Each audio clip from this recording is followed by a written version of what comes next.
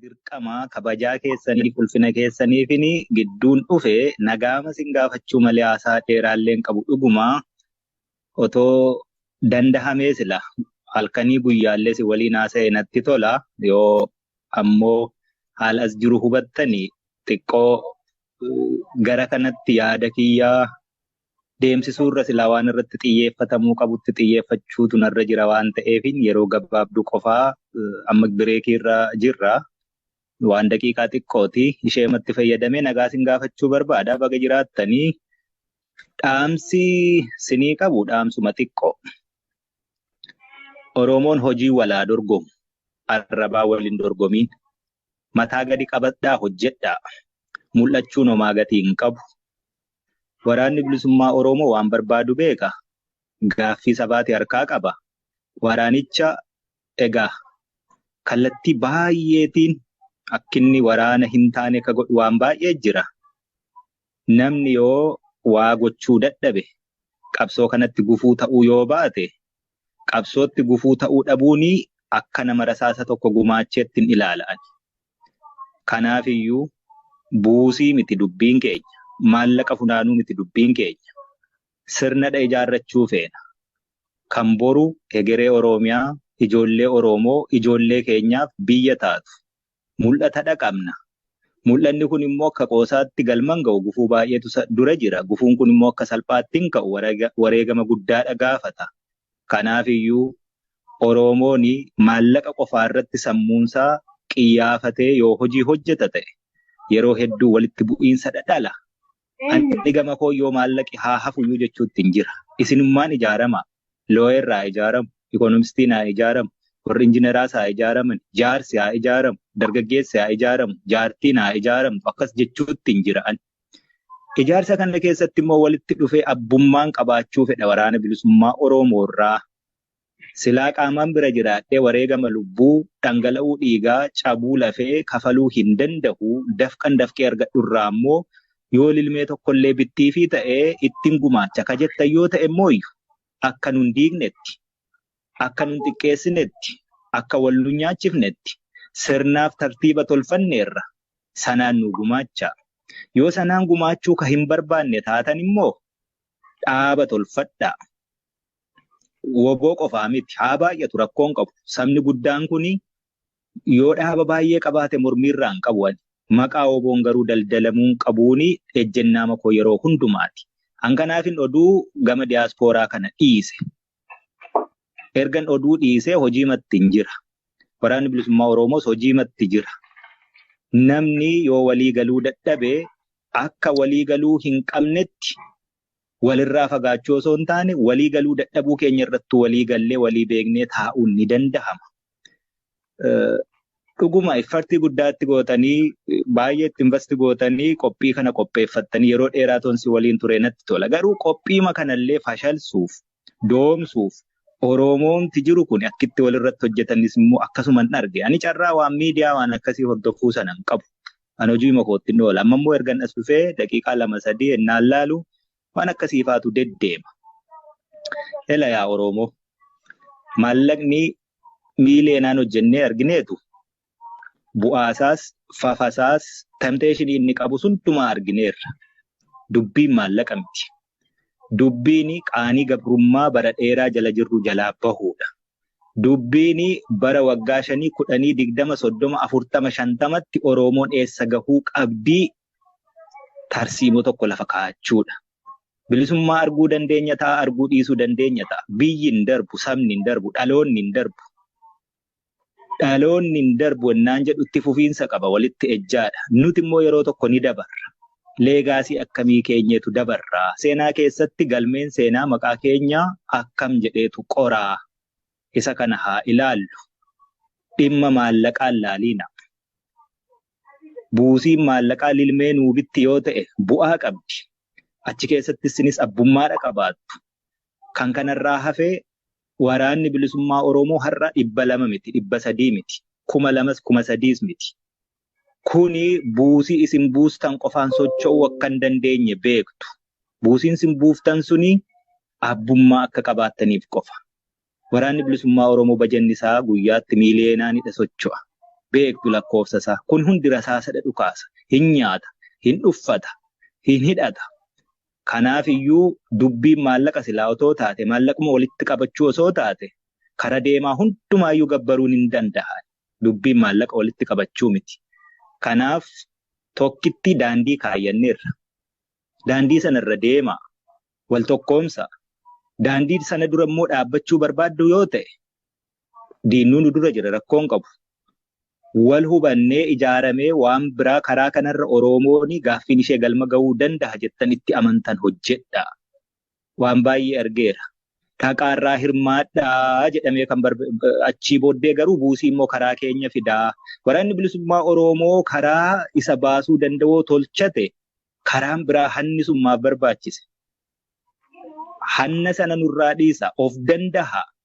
Yoo ka maraate jiraate wal ta'a maraatuu keessan hidhadhaa Oromoo. Yoo rakkate jiraate wal ta'a buusaa gonofaa qaba aadaa qaba Oromoon. Oromoon beela'ee naman kadhatu wal gargaara. Hankanaachi gaachana sabaa ka ta'e kana silaa namni yoo maqaa isaa dhaga'u akka barbaadetti waan barbaade huccuu ofiiyyuu ofirraa baasee kenna waan ta'eef ishee sana jala dahattanii waa gochuun gaarii miti. Namni mana kana keessa jiru hedduun isaa nin beeka. Committed. Warra of kennee olola hedduu dandahee wal harcaasuu mannaa walitti dhufnee waliin taanee tokko taanee waliin dhaabbannee qaanii gabrummaa addunyaa kanarratti hiriyyaan qabne sabni guddaan kun warri na gabroomsee lakkoofsaan nun caalu, dinagdeen nun caalu, baay'ina uummataan nun caalu, baay'ina daangaa bal'ina lafaan nun caalu, wiizdamiitiin nun caalu. Waan fedhe ta'eyyuu carraa barnootaa yoo dhabe Oromoon naachuraal wiizdamii qabaa jechuudha. Kana hunda keessa dabartaniitu olola meeqa keessa dabartaniitu asitti walitti qabamtanii jaarmiyaa ABO utubuutti jirtan. Namni hedduun ABO hin beeknu jedha. ABO'nis WBO'nis numaa jechuutti jirra malee maqaa haaraa miti kun. ABO'n jaarmiyaa siyaasaati. Jaarmiyaa siyaasaa hawaasummaa, dinagdee, dippiloomaasii, waraanaan galma ga'uuf hojjetu. Sana keessaa sheerii guddaa ka qabu lafeetti cabee dhiigatti dhangala'ee lubbuutti dhabee ka sheerii guddaa taphatee galmaan ga'uuf hojjetu WBO. Kanaaf iyyuu WBO'n kontroolii ABO irratti qabaatee ABO WBO ta'e malee wanti jijjiirame tokko iyyuu hin jiru. ABO WBO'n beeku naa jettuu WBO'n beekuu jechuudha. Waan biraa tokko iyyuu hin qabu. WBO'n beektan yoo ta'e immoo akka inni ta'uu danda'utu naan galuu jechuudha. Politiko militarii komaandii iddoo tokkotti dacha'ee karoora baafatee har'a eessa oola boruu eessatti socho'a waggaa 5, 6, 10, 20, 30tti immoo Oromoo garamitti geessaa jedhee dhaaba hojjetaa jirudha. Mul'ata dhaqabna. Mul'anni kun kan inni galma ga'uu danda'u istiraateejii yookaan tarsiimoo hedduutu jira. Kanaaf dhiisaa waliin harcaasiina. Namni baay'ee odeessaama ture waggaa 3, 4, 5 duras ilma odeessa. Wanti inni odeessaa ture ennaa waggaa 1 darbu, ennaa waggaa 2 darbu, ennaa waggaa 3 darbu gaaffa question godha, measure godha. Lafarratti nama hojjetu barbaada. Oromoo rakkoo Oromoo teessee Oromootti himaa yoo oolte homaa gatii hin qabu. Balbala namaa rurrukuti. Deemi waa barbaadi.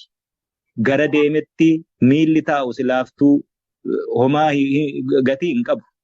Miilli deemu garuu waa dhala wayitti bahaa jechuudha. Balbala namaa rurrukuta. Profeesar Mahammad dhiyooma kan inni hawaasa'u dhagaye.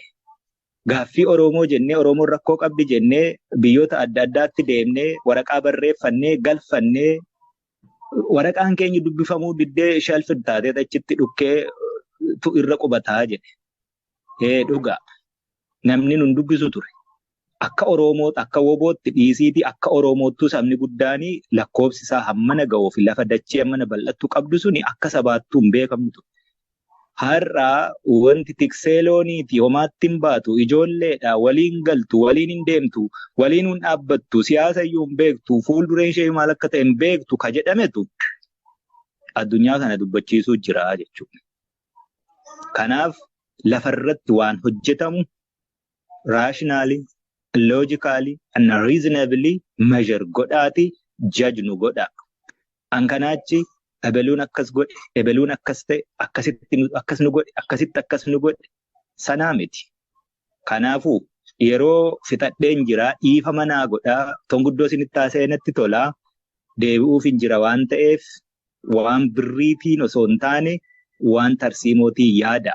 Wanti amma deemaa jiru kanaa sanaa siniin jechuun barbaadu itiksiisaas miti waan ta'eef. Garuu chaalenjiin guddoon fuuldura keenya jira quba qabaadha.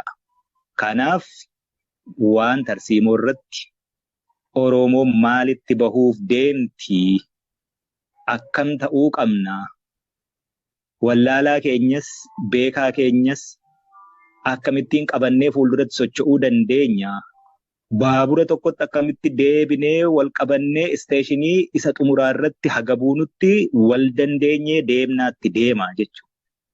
Abaaboon beekuu hoogganni isaa abaluu miti. Akkas miti dubbichi. Yookaan 2000 akkasii korri sabaa akkas godhee miti. We are an independent organization amma. Kana fudhachuu danda'utu sinitti jira.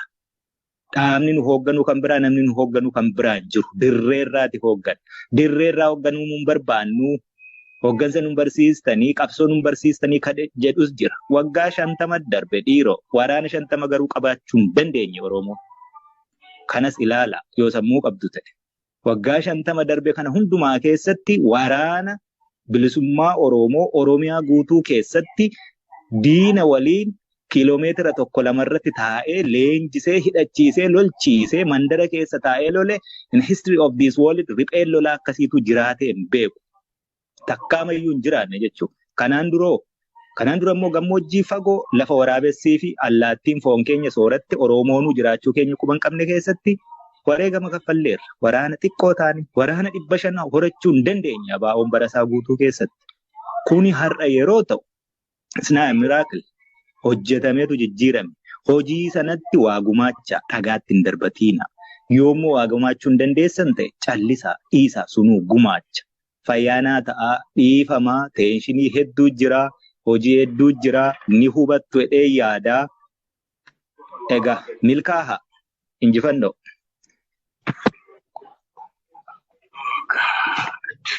Dhugaa dubbachuuf jaalmarqoo of jiraadhu fayyaa nuu ta'e bakka jirtanittis milkaa wanta dhaamte ija qabdii Oromoon kanuma jabeeffatu alaamtuu keessaa gabbayee waan kana nu dubbise isa ta'an immoo yoo har'a dandeenye yoo har'a hin dandeenye immoo jaalattafes yeroo biraa geessu yaalla. Ammaaf gara waan sanatti deebi'aa jiru amma akkuma jiru dhimma keenyatti haafufnu obsumaanis immoo eeggannu siniin jenna. Kanuma jira itti nuufuu fi Zalaalam gumaacha keenyatti fufnaa dhugaa dubbachuudhaaf ga'a. Kanaaf waan jedhu qabaachuu barbaade ani fayyaa ta'e jaal jireenya yoo waan atis waan jettu qabaatte jedhiitii booba akka deebitutti jiraate nu deebi'oo kan dhufaan ture. Ittuma fufuu keessantu gaarii natti fakkaata. Namoonni harka babaasan jiru sanatti deebi'aa tarii maayikii banuu rakkatu namoonni warri host taatanii irraa babbanaa yoo maqaa isaanii dhooftanii akka kanaan ittuun fufaa kophaatti itti fuftu yoo taate kophaatti godhadhaa yoo immoo bakka tokkottis ta'e akkasii anis xiqqoo achi baheen deebi'aa maanej godhadhaa fayyaa ta'a dhufaadha. Okay, garuma lachaniyyuu ni jiru. Garuma gara mana garaagaraatti itti fufamee jira. As keessa nama 530 jira. Gara sanas akkasuma jira. Iddoo lamatti geggeessaa jirra gumaacha kana. Waan gumaachine egaa booddee walitti finnee hubachiifna fayyaa ta'a. Barbaada. Itti fufu. Hedduu galatoomaa itti fufna.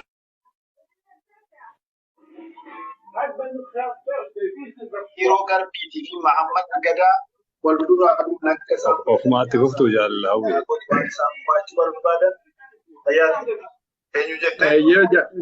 Jaal jireenya nuti itti fufnaa. Nan deebi'a gabaadhaa. Tole fayyaadha. Jaalawwi jirtaa? Maayikii kee banadhuuti nu dursi ayyee sinuufu figaa. Okay. 1 second. Hayyee dirqama kabajaa keessanii ulfina keessaniif gidduun dhufe. Ijaaree hindiiku alaa dhufaatu diigamoo tijaaru nutti ulfaate diiguun nutti salphateenyeetti kanaaf keessi koo dhiigaay keessa kiyyattan dhiigana waraana nuun dhiiguutti haalli natti jabaattu solii gadi sin fiiguutti dhugeetan bada malee dhugeetan bada malee tijaarsa hayyuun dhiiguutti jaarsa hayyuun dhiiguutti jaarsa hayyuun dhiiguuy ajjeesaa gaafa makoo ajjeesa gaafa makkoo kan mirgaafa jabaatu isa gurree ajjeese foon allaatti dhaalaatu isa geeraraa galu isa waliif waamalu ture lammiin koo durii tarra maltu baay'atte itti arabbi rakkoo furii dirqama